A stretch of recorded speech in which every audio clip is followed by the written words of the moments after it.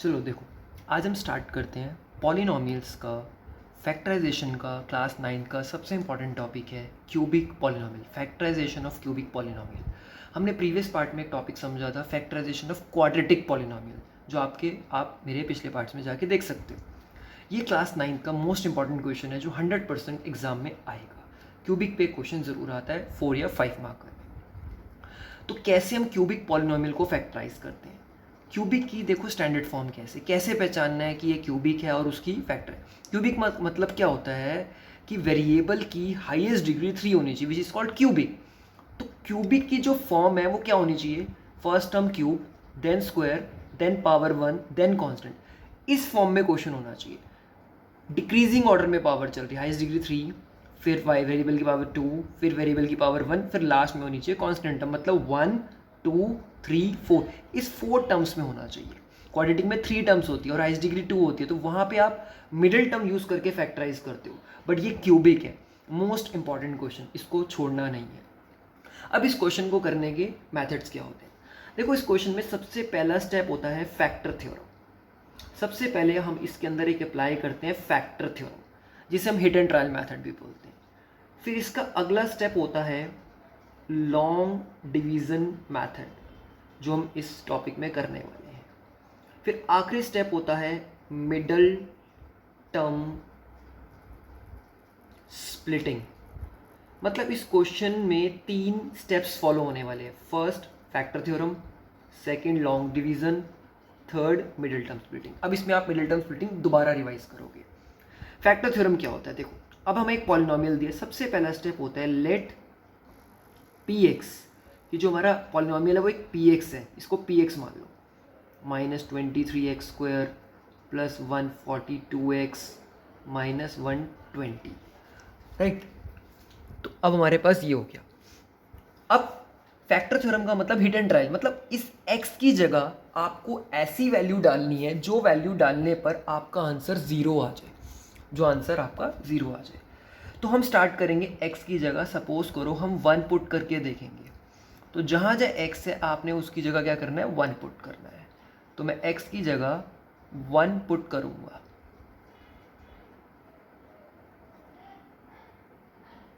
अब मैंने 1 पुट करा और इसको सॉल्व करके देखेंगे। 1 का क्यूब 1, -23 प्लस 142 और इधर से 120।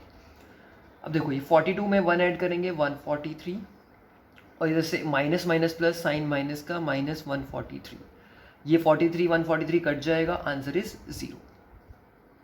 हमारा 1 पुट करने पर आंसर क्या आ गया, 0। सपोज करो 1 पुट करने पर आंसर 0 नहीं आता, तो हम क्या करते, अगली वैल्यू पुट करते विच इज़ -1, मतलब एक वैल्यू पॉजिटिव लेनी है और एक वैल्यू नेगेटिव लेनी है। अगर -1 पुट करने पर भी आंसर 0 नहीं आता तो हम पुट करते हैं 2, फिर ऐसे ही -2 3, ऐसे हम पुट करके चेक करते हैं। जहां पर हमारा जोन सी वैल्यू पुट करने पर हमारा 0 आएगा, उसके अकॉर्डिंग हमारा पहला फैक्टर निकलेगा। अब यहाँ पे 1 पुट करने पर फैक्टर आ गया 0, देयरफॉर हमारा इस क्वेश्चन का सबसे पहला फैक्टर हुआ x minus 1। x minus 1 is a factor of polynomial px। देखो अगर 1 पुट करने पर आंसर 0 आएगा तो फैक्टर x माइनस 1 होगा। अगर -1 पुट करने पर आंसर 0 आ जाता तो फैक्टर x प्लस 1 होगा, साइन उल्टे जाएंगे। अगर मान लो 2 पुट करने पर 0 आता, पॉजिटिव 2 पुट करने पर, तो आंसर x माइनस 2 होता। -2 पुट करने पर अगर आंसर 0 आ जाता तो फैक्टर x प्लस 2 होता। तो जोन सी वैल्यू पुट करने पर आंसर 0 आएगा, साइन उसका अपोजिट चलेगा। अब तो हमारा पहला फैक्टर बन गया x माइनस 1। अब आपको मैं बताऊंगा लॉन्ग डिवीजन कैसे करते हैं। देखो हमें इस पॉलिनोमियल को डिवाइड करना है। किससे डिवाइड करना है, उस डिवाइड को करने के लिए हमने सबसे पहला हमारा एक फैक्टर ढूंढा जिससे हमें उसको डिवाइड करना है, ठीक है। तो हमारा पहला फैक्टर हमें मिल गया x माइनस 1, एक ऐसा फैक्टर मिल गया जिसको हमें इस पॉलिनोमियल से क्या करना है, डिवाइड करना है, मतलब लॉन्ग डिवीजन करनी है। इस क्यूबिक का मतलब होता है, क्यूबिक में हाईएस्ट डिग्री 3 होती है, इसलिए इस क्वेश्चन के 3 फैक्टर निकलेंगे, जैसे क्वाड्रेटिक में 2 निकलते हैं। तो पहला फैक्टर तो हमारा ये निकल गया। अब 2 फैक्टर और कैसे निकलेंगे, जिसके लिए हम यूज करेंगे अब लॉन्ग डिवीजन। तो नाउ अब हम क्या करेंगे, एक लॉन्ग पॉलिनोमियल्स की डिवीजन अलग होती है, वो लॉन्ग डिवीजन अलग होती है। एक स्क्वायर रूट्स में भी लॉन्ग डिवीजन करते थे, वो अलग चीज है, इसको समझो। तो x³ minus 23x² plus 142x minus 120। अब हमें इसको इस लॉन्ग डिवीजन से, मतलब इस फैक्टर से क्या करना है, डिवाइड करना है, राइट। अब इससे डिवाइड कैसे करेंगे वो समझो। पहला स्टेप क्या होता है, ये जो फर्स्ट नंबर है x को किससे मल्टीप्लाई करे कि x³ आ जाए। आपको ऐसे सोचना है x को किससे मल्टीप्लाई करे कि x³ आ जाए, और वो यहाँ आप लिखते जाओ। अगर मैं इस x को x² से मल्टीप्लाई करूंगा, x को x² से मल्टीप्लाई करूंगा तो x³ आ जाएगा। तो x को x² से मल्टीप्लाई करेंगे तो x³ आएगा, तो x इंटू x² x³।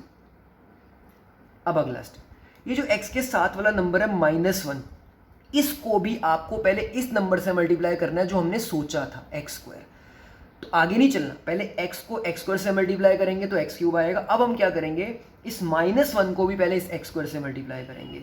तो -1 को जब इस x² से मल्टीप्लाई करेंगे तो -1x² आएगा। एक चीज़ याद रखना, लाइक टर्म्स सिर्फ लाइक टर्म्स के नीचे लिखी जाएगी, मतलब क्यूब वाला क्यूब के नीचे, स्क्वायर वाला स्क्वायर के नीचे, जिसकी पावर 1 है पावर 1 के नीचे, कांस्टेंट वाला कांस्टेंट के नीचे। ऐसे नियम जो मर्जी लिख देंगे।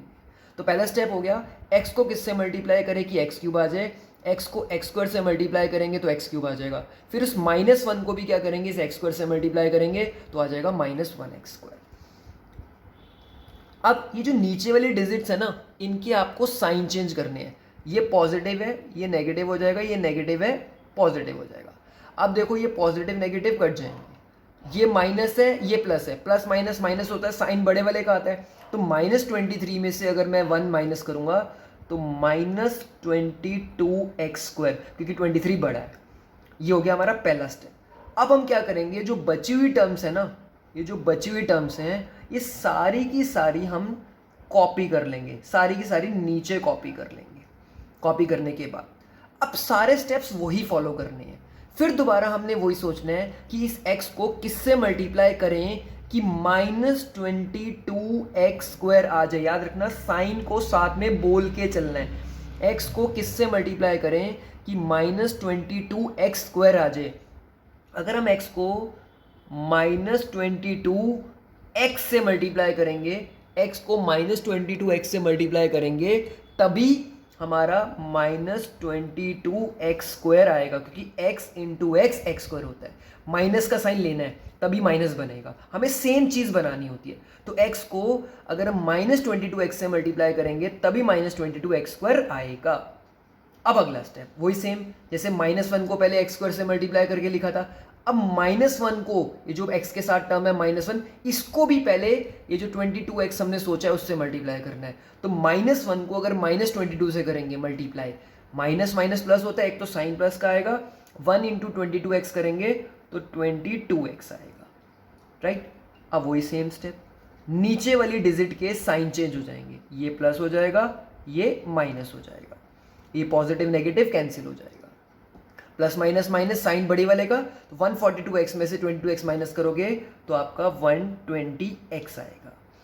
अब बची हुई टर्म जो है वो फिर कॉपी कर लो, as it is same term copy कर लो। अब फिर वही दोबारा स्टेप सोचो, x को किससे मल्टीप्लाई करें कि 120x आ जाए। x को अगर हम किससे मल्टीप्लाई करें, अगर हम 120 से मल्टीप्लाई करेंगे, x को 120 से मल्टीप्लाई करेंगे तभी तो 120x आएगा। ध्यान से समझो क्वेश्चन को। तो x को अगर हम 120 से मल्टीप्लाई करेंगे तभी क्या आएगा हमारा, 120 आएगा, राइट। तो ऐसे समझो क्वेश्चन को। अब तो x को अगर 120 से मल्टीप्लाई करा तो यह आ गया 120x। फिर सेम -1 को भी हमें करना है, ये नहीं कि बाद वाले टर्म को छोड़ देना, -1 को भी अब 120 से करेंगे तो आपके पास -120 आएगा। नाउ फिर दोबारा नीचे वाली डिजिट के साइन चेंज और ये कैंसिल, आंसर इज 0। मतलब इस क्वेश्चन के अंदर रिमाइंडर 0 आना चाहिए, अगर नहीं आया तो आपकी लॉन्ग डिवीजन में कहीं ना कहीं मिस्टेक हुई है। तो इस वे से आपको लॉन्ग डिवीजन करनी है। 2-3 बार समझो, आ जाएगा, प्रैक्टिस करो, आ जाएगा। अभी क्वेश्चन खत्म नहीं हुआ। नाउ अब ये जो हमारा क्वेश्चन आया है, ये जो क्वेश्चन आया है ना, इस क्वेश्चन की करनी पड़ती है मिडिल टर्म स्प्लिटिंग। ये क्वेश्चन 3 मेथड में फॉलो होता है। देखो पहला स्टेप क्या था, फैक्टर थ्योरम। हमने फैक्टर थ्योरम से पहले फैक्टर निकाला, फिर दूसरा स्टेप क्या था, लॉन्ग डिवीज़न, हमने लॉन्ग डिवीज़न से डिवाइड करा। तीसरा स्टेप क्या है, मिडिल टर्म स्प्लिटिंग। अब मिडिल टर्म स्प्लिटिंग करेंगे, 2 फैक्टर और निकलेंगे, तो टोटल हमारे पास कितने हो जाएंगे, 3। एक हमने ये निकाल दिया हिट एंड ट्रायल से, फैक्टर थ्योरम से, 2 अब हम मिडिल टर्म से निकाल देंगे। तो मिडिल टर्म का रूल याद होगा आप लोगों को, मिडिल टर्म का रूल याद है, a इंटू सी। ए क्या होता है, एक्स स्क्वायर का कोफिशिएंट, वो है 1। सी क्या होता है, ए कॉन्स्टेंट टर्म, मतलब 120। अब 1 को 120 से मल्टीप्लाई करोगे तो 120 ही आएगा। अब आप फैक्टर सोचो, ऐसे दो नंबर जिसको मल्टीप्लाई करने पर 120 आ जाए और प्लस माइनस करने पर 22 आ जाए। सोचो, देखो अब 120 हम कैसे सोचते हैं, जैसे 12 इंटू 10, 12 को 10 से मल्टीप्लाई करेंगे तो 120 आएगा, और अगर 12 में मैं 10 ऐड कर दूंगा तो 22 भी आएगा, बिल्कुल आएगा। तो फैक्टर देखो, 22 हमें माइनस का चाहिए, तो हमें क्या करना है, ये जो 12 और 10 है ना, दोनों माइनस में लेने हैं। ये दोनों हमें माइनस में लेने हैं, क्योंकि माइनस माइनस प्लस होता है साइन माइनस का। तो -12 और -10 -22 आ जाएगा। बट अब -12 को अगर -10 से मल्टीप्लाई करोगे तो +120 भी आ जाएगा, ये 120 एज इट इज। फिर इन दोनों में से आप क्या करते हैं, पहले x कॉमन लेते हैं। जब इन दोनों में से x कॉमन लेंगे तो क्या बचेगा, x -12। इन दोनों में से जब हम -10 कॉमन लेंगे तभी हमारा क्या बचेगा, x -12। माइनस कॉमन क्यों लिया है, जिससे अंदर का साइन चेंज हो सके।